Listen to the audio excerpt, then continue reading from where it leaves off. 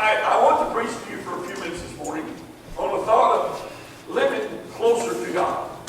Now, each and every one of us today ought to have a desire and a hunger to be more like Jesus and have more of God in their life. Amen? Every one of us need it. Hello! Every one of us need it. And I'm thankful that as a young man, God put a hunger in me to be more like Jesus. He's still working on me. How about you? Yeah. But he also put a hunger in me to be closer to Jesus. You see, when we do what we need to be doing to live a life that's close to Jesus, walking hand in hand in Jesus, then we can receive all that he is into our life. I want you to look at a couple of examples here of a couple of men that just got so close to Jesus that God just took them with him. How close do you want to be? What are you willing to do to get closer to God? That's the question of the hour.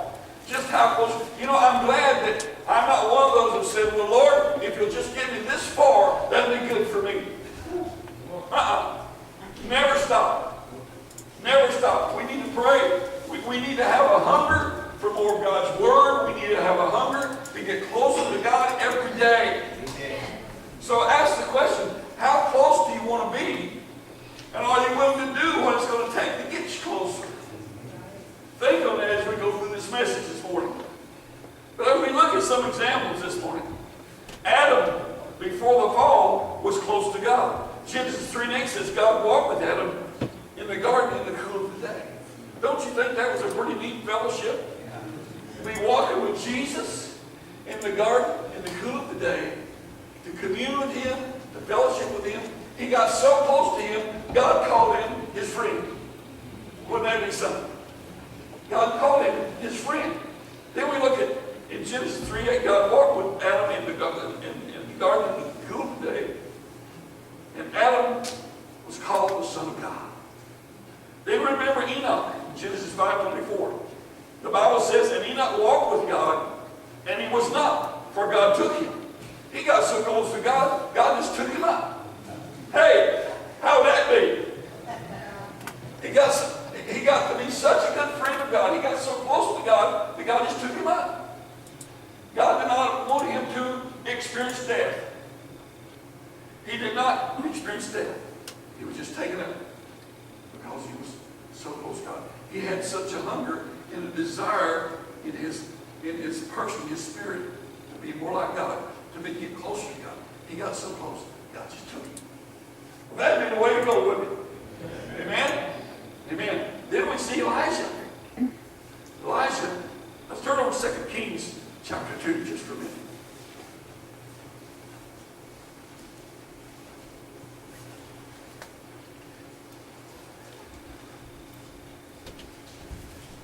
It's just amazing how the scripture read here in Genesis 5:24. It says, and Enoch walked with God. He walked with God. And he was not. For God just took him. Hallelujah. 2 Kings chapter 2, verses 9 through 11. Thank you, Lord. Here's what it says. And it came to pass, when they were gone over, that Elijah said to Elisha, ask what I shall do for you before I be taken away from you. And Elisha said, I pray you, let a double portion of your spirit be upon me. But he said, you have asked a hard thing. Nevertheless, if you see me when I am taken, catch this right here. If you see me when I am taken from you, it shall be also to you. Whoa! But if not, it shall not be so. Verse 11. And it came to pass, as they still went on and talked, that behold, there appeared a chariot of fire, and the horses of fire, and parted them both asunder. And Elijah went up by a whirlwind into heaven. Amen. Praise the Lord. Here's two examples. Did you know that we can follow the same course that they followed? We can get so close to God that he may just choose to take us up. Yes. Come on. Yeah. He may just choose to take us up so that we'll not know that. You know, one day there's a thing called the rapture of the church. And he's going to catch us up. But did you know any time between now and then, he can choose to take any one of us? Amen. I want to be more like Jesus. I pray that God will help me and show me what I need to do more like Jesus. I pray that every day He will show me and encourage me and strengthen me to have a desire to have more hunger for Jesus.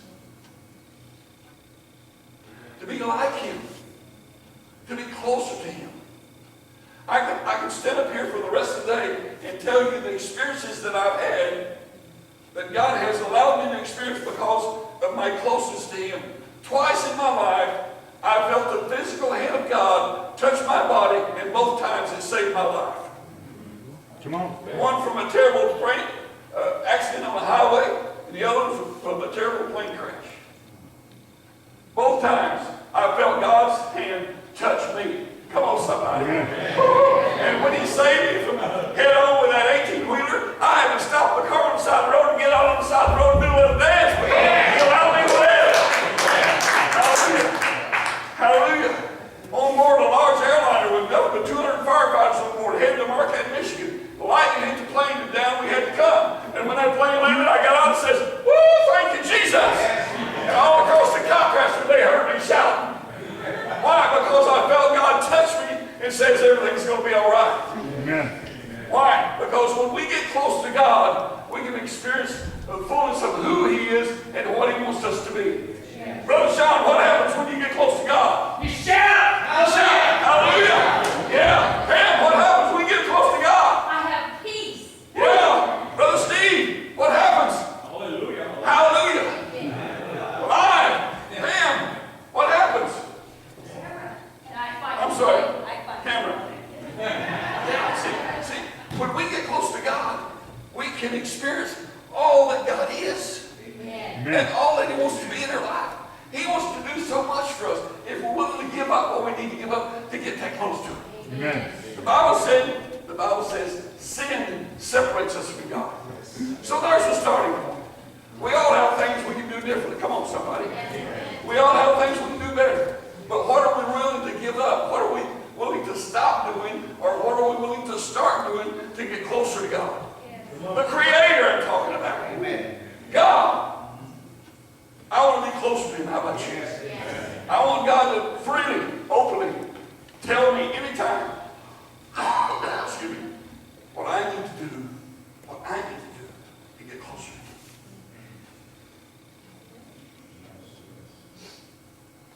I want to be close to God as I can get. Let me tell you, folks, our world's in a mess. The church is headed for the great battles, some of the greatest battles we've ever had. So we better be close to God. See? So each one of us need to do an inventory every day. God, what can I do today to be more like You? What can I do today to be closer to You?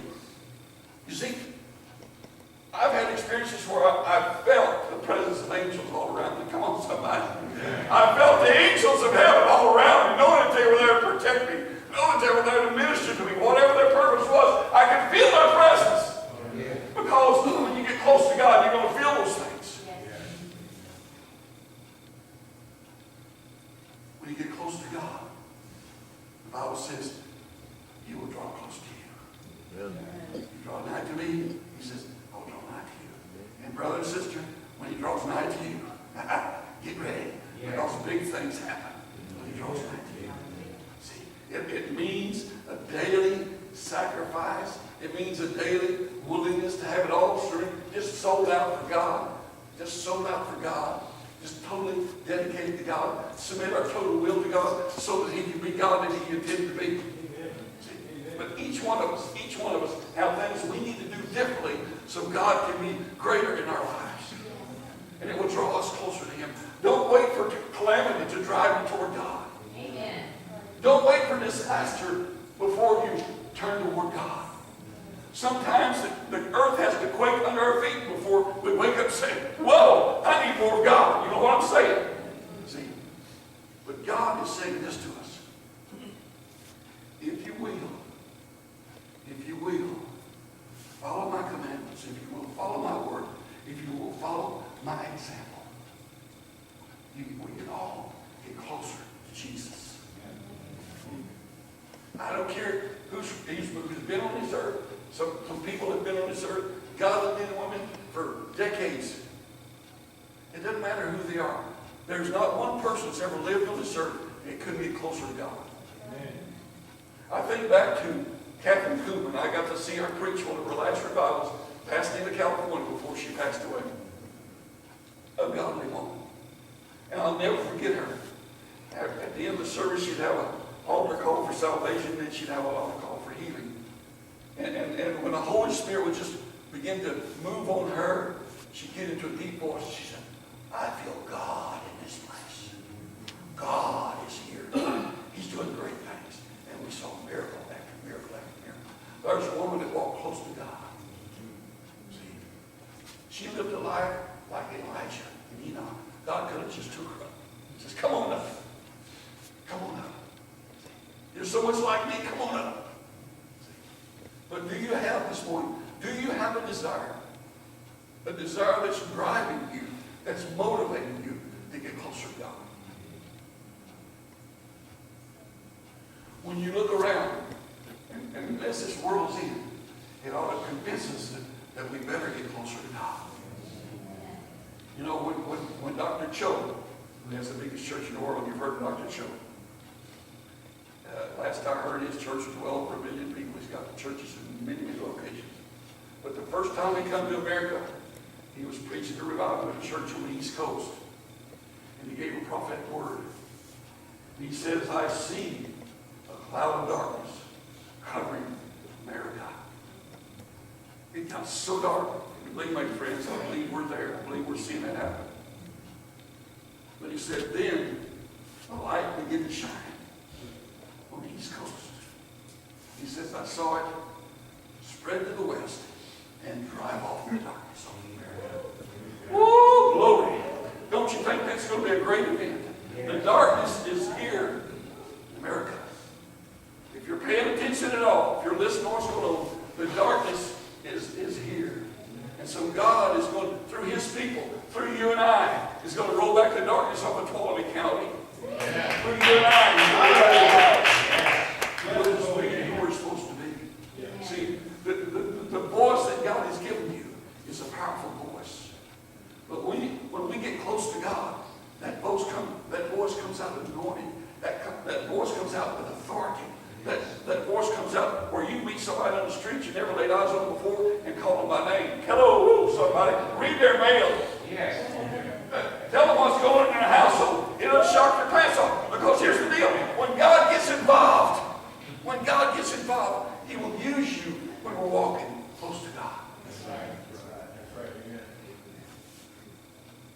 So, how close do you want to be?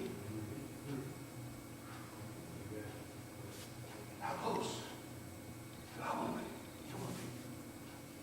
I want to be as close as I can get. And I say to God often, I say, God, if there's anything blocking my path, if there's anything preventing me from getting closer to you, all you got to do is point it out and it is gone. It's settled.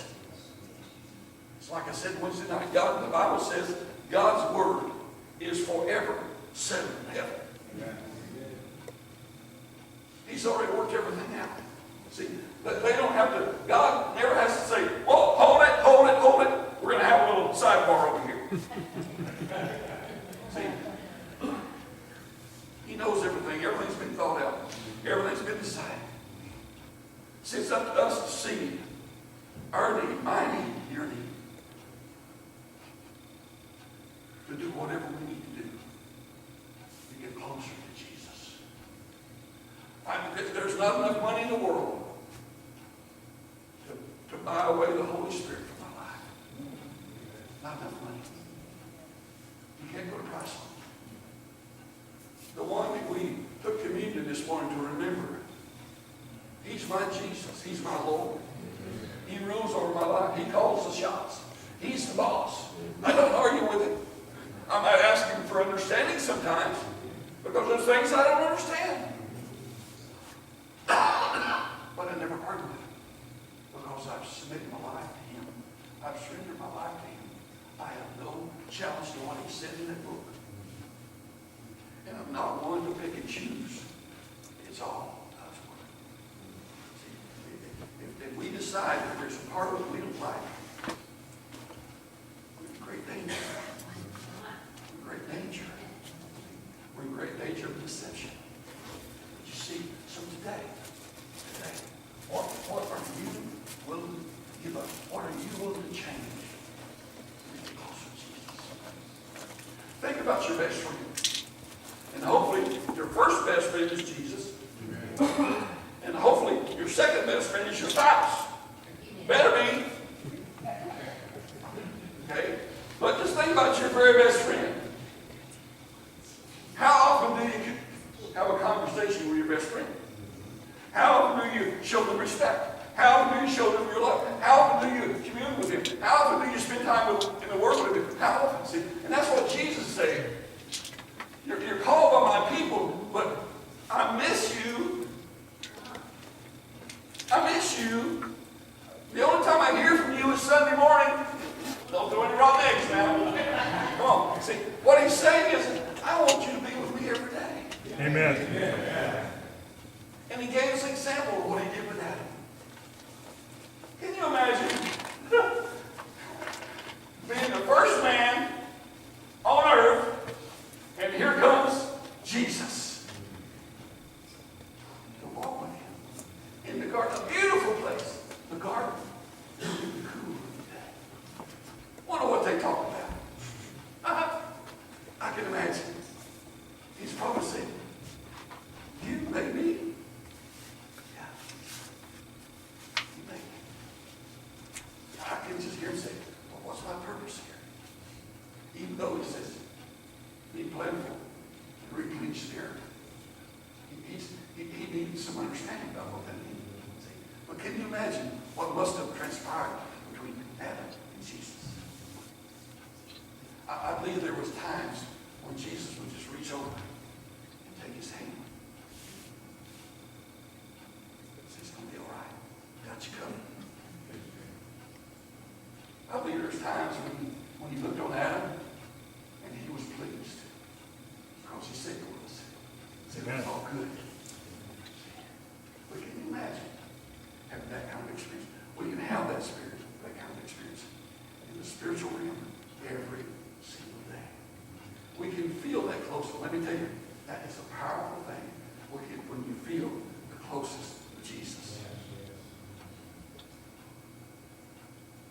So, as we examine the Word today, what is it? Are there things in our life that we need to change? Are there things in our life that we need to do differently so that we can move on forward? Because here's the thing, see, when you get to a point and stop, you can decide, well, I've made it this far, I'm good. You became a target. You've heard the old story of setting it up. It's pretty easy to get. See? So when you get over with the church of Jesus Christ, needs to get on the move again. Each and every one of us. So I want to challenge you today. In your daily prayer, in your daily routine, take the time and say, "Lord, what do I need to do today to better represent you? What do I need to do today so that I can draw closer to you? What do I need to do today to be more like you, Jesus?" You know, hear about, 10 years ago or so, 50, there was a bumper sticker. What would Jesus do? Started showing up all across the country. It ended up going worldwide. WWJD. What would Jesus do? That is a powerful reminder. In every situation we face, we need to ask ourselves, okay, what would Jesus do in this situation? What would Jesus do? I tell you what, that's a pretty powerful thing to keep you on track. See, what would Jesus do? We just put ourselves in that situation. Okay, we're standing here representing Jesus to the world. Hello, somebody. We're to represent Jesus to the world. In every situation, in every daily activity. What would Jesus do? Wow. Wow. I've known people, and I know that you have too, that would just, as we used to say, they give you the shirt off their back. Because they wanted to help. They wanted to help you. There's people, I had a pastor when I was about in my late teens. And that man was broke all the time because he'd give his money away. He'd be walking down the street, and somebody give him a $20 bill. He would not keep money in his pocket because he would give it away to somebody before the day was out. His wife used to get after him a little bit. Hey, we got to pay some bills, you know. But he'd give it away.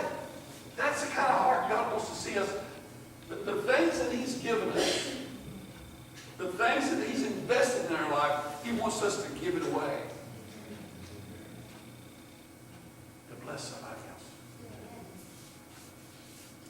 And you know, when we do that, He'll give you more. Shaken in, pressed together, and running over. How many of you would like to live in the overflow? Live in the overflow of the Holy Ghost. Live in the Holy Ghost. Live in the overflow of the blessings of God. When we draw close to God, then we experience the fullness of His blessings. I can tell you a story. I keep a little pocket money, a little cash in the drawer at home. And you know, when I get to go fishing or hunting or whatever, I can dip into that. Go fishing or hunting, what am I doing? The other day, I hadn't looked at it for a while. And I thought I had a certain amount. I pulled out and counted. It's $1,000 more I put in there. Yeah, Lord! Thank you, Jesus! New boat. The Bible says the riches of the wicked are laid up for the righteous. Are you ready for the shift? Amen. Honey, money's coming. We're going to be able to build like that.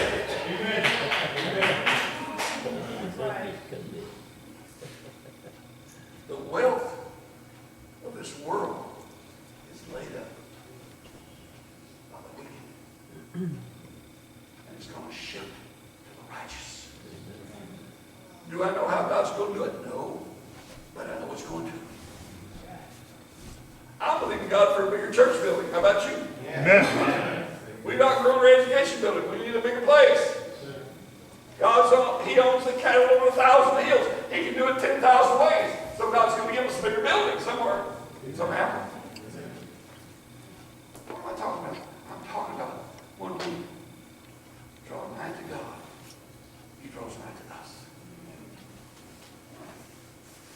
And He's not a halfway God. You take one step toward Him, and He'll take 10 steps toward you. Amen. He'll go all across the United States to get to you. Yes. When in your spirit and in your mind, when you say, okay, God, here's my situation, I need your help. He'll meet you at your point of need. Right. He'll travel around the world 10 times to get to you. The Bible says His blessings will chase you down. You don't have to run from it, just turn around and receive it. Very love, Lord. When we draw closer to God, the blessings begin to increase. Begin to increase. They will take you over. They will take you over. They will catch up to you and get on you. Because God cares about your every need. The least of the thing He cares about. He cares about you. So, when you take a look at what God is saying,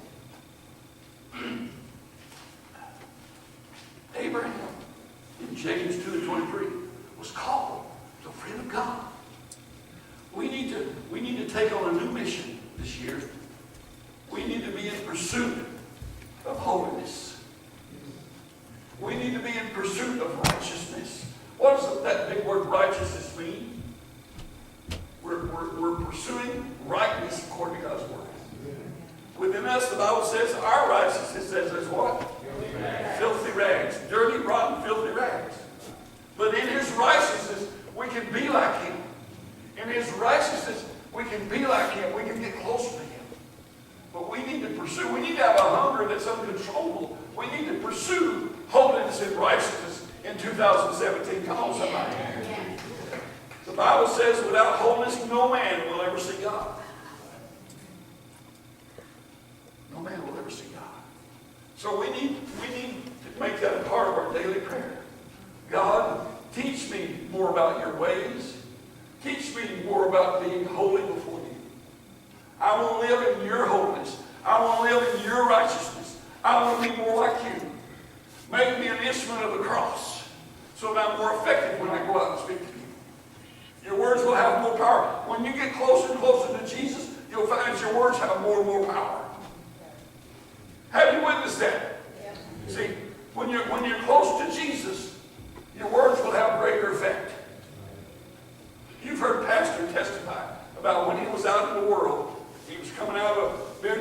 six-pack under his hand, and somebody says, Jesus loves you. He says, yeah, Jesus loves you too. No, he went. See, it doesn't matter how you reacted, that the words got through. Come on, somebody. The word got through. The word got through. Because that man was being used of God. He must have been close to God because his words had power.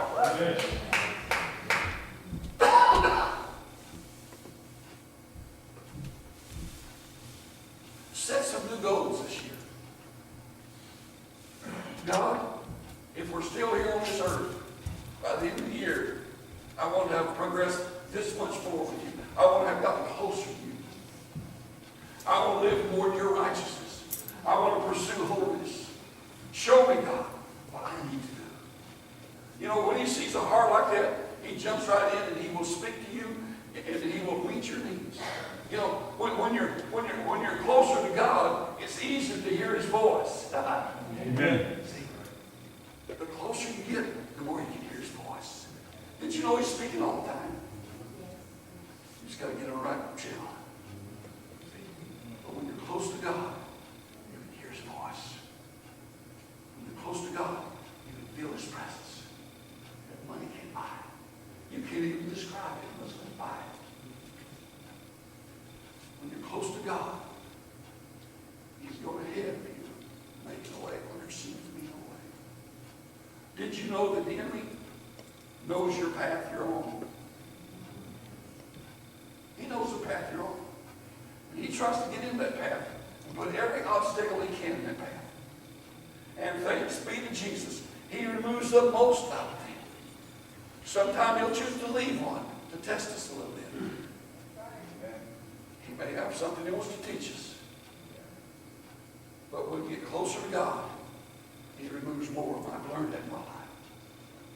See, when I see Christians just going, every week going from one trouble to another, it raises the question in my mind, how close have they come?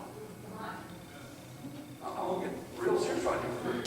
If you're just going from one trouble to another, something's not good. You need to get close to God.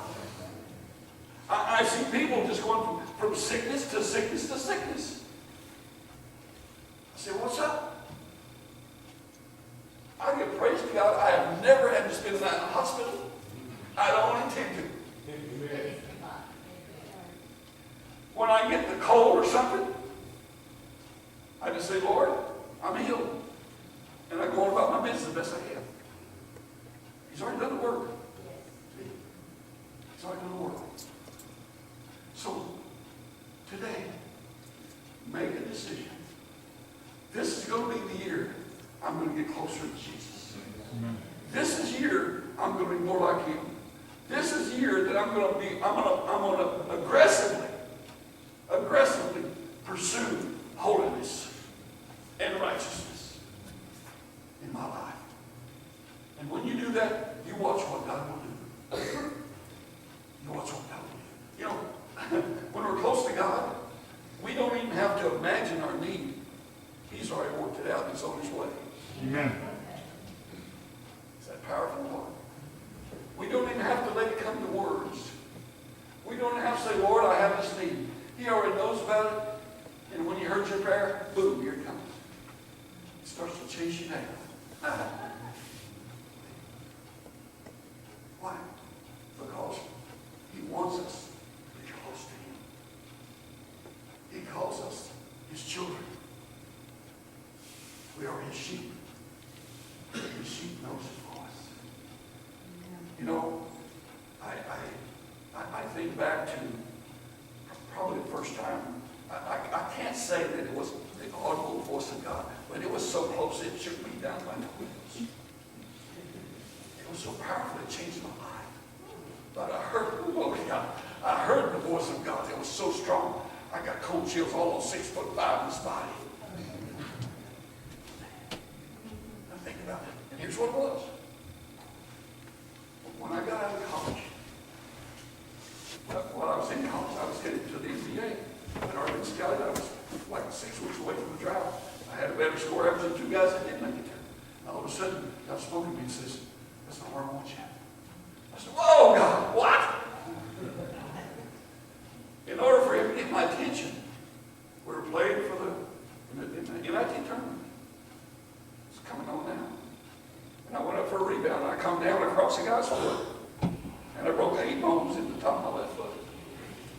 finish the game, and there's not anything to do with that. You just have to let it go. They put a cast on it. But the school doctor said, son, you'll never play on that foot again. And oh, my world crumbled. Because I had decided I was going to the NBA.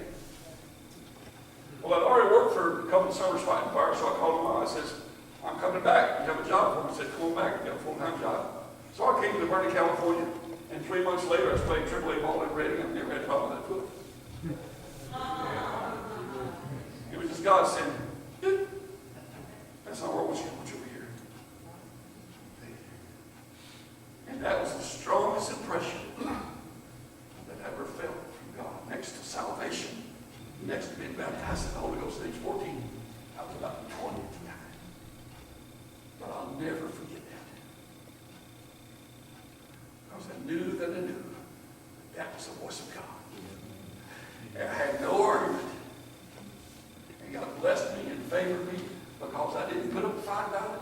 I didn't put up an argument about it. He blessed me in my job. See, in the U.S. Forest Service, you're only allowed to have one promotion a year if you got that. And shortly after that, I got 2 promotions in 3 months. And the story goes on just a little bit when I get on back here. You know, when you're starting out, trying to raise a couple of kids in the family, you know, you don't always have the money you need to support that family. I was working on the side. I had businesses on the side to help that out. But I said, as of next Sunday, we're going to tithe completely on our income, every nickel of it. This was about 2 years after the first experience I told you about. And we did that. And about 3 months later, 4 months later, I got a raise that doubled what the tithe was.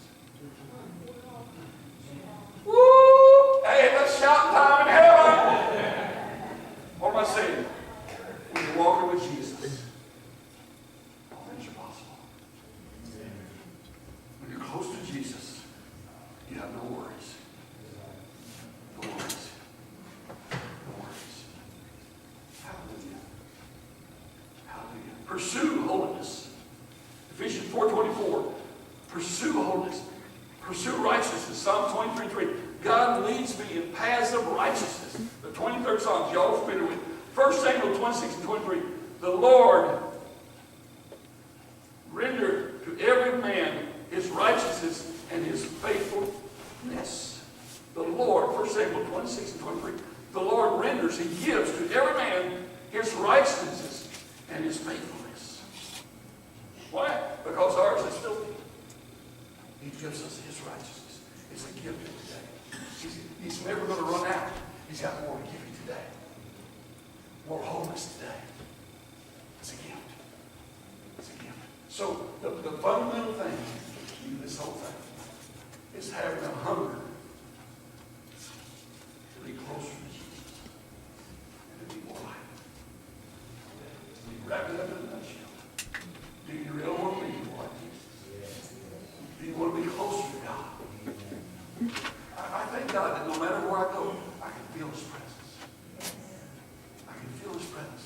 I've shared with you before. I can be up in the mountains, deer hunting, and be 4 or 5 miles from the nearest road, and all of a sudden the Holy Spirit says, no, don't go that way, go this way. Thank you, Lord. I don't put up an argument about where I go. But you know, several times when he's done that, that's where I got my deer. That's right. He cares about everything. He cares about everything.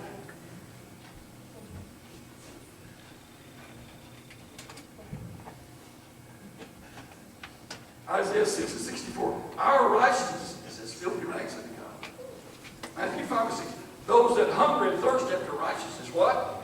Shall be filled. Not maybe someday, but it says, shall be filled.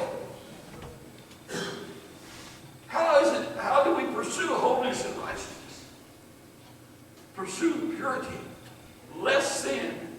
We get closer to God. More prayer. More time in his word. Obedience to his commandments. Greater investment into the relationship of Jesus Christ. Some of us need to go out today and make a new investment in Jesus. Come on. Make a new investment in Jesus. Rededicate our lives. Recommit our lives. Say, Lord, hey, I made some mistakes in the past. I may make some in the future, but I know you're my Lord and you're going to get me through. You're going to take care, you're going to forgive me when I confess my sins. Amen. And so we can know that he's faithful and true to his word. God is bound to his own word. Do you hear that? God is bound to his own word. Great rewards for living close to God. The closer to God we live, the more he bestows on us protection. Oh, and I touched on that a while ago so many times. I've had 2 helicopters. The engine quit and we made a hard landing. It so hard it broke the skids. We walked away. The story I told you a while ago, we walked away. But I've had so many times when the plane got real close to the top of the mountain, we walked away. What am I saying? God's protection is upon the children of God. Any day, did you know that they're saying right now that 1 out of every 10 cars you meet on the highway, a driver is high on something? 1 out of every 10 cars. So when you're driving up one way next week and you pass 10 cars, just realize there was one of them that could have killed you. But God protects you.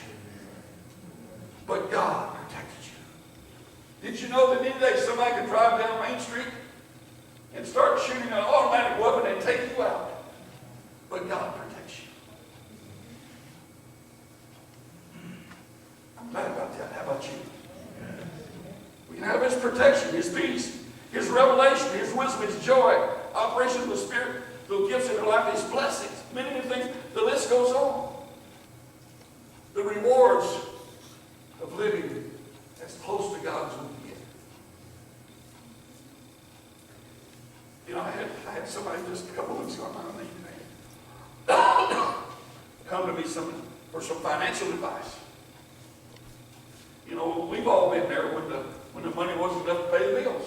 Hey, hello, I've been there. You know, but the first thing I said is, are you a tither? I said, no, we're trying, but no, not yet. I said, well, just be brave and show up faith and start tithing and watch what God will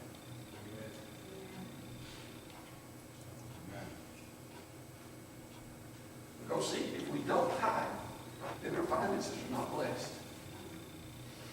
The other day, I got to tell you this. The other day, Nancy, we needed to load in the washing machine. And she come back smiling. I said, what's up? She said, do you know that thing is 28 years old? I said, yeah. What am I talking about? I'm talking about a God that cares and he'll take care of your needs. Amen. That old washer and dryer is 28 years old and still kicking. It's still going. It's still washing clothes. How is that possible? Because the warranty wore out way back there. About a year after we bought it, of course, if they break down, they always break down the day after the warranty expires. But see, when you're in God's warranty, you don't have to worry about it. 28 years old, wash and dryer. Amen. And I just had a little time. I said, Lord, you're good. You're good. You're good. Because we, in our household, we try to live close to Jesus. That's what it's all about.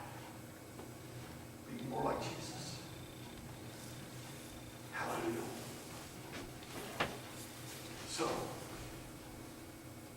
God can give us a greater understanding. See it through the spirit world. A greater overcomer. He can bless us with all kinds of things.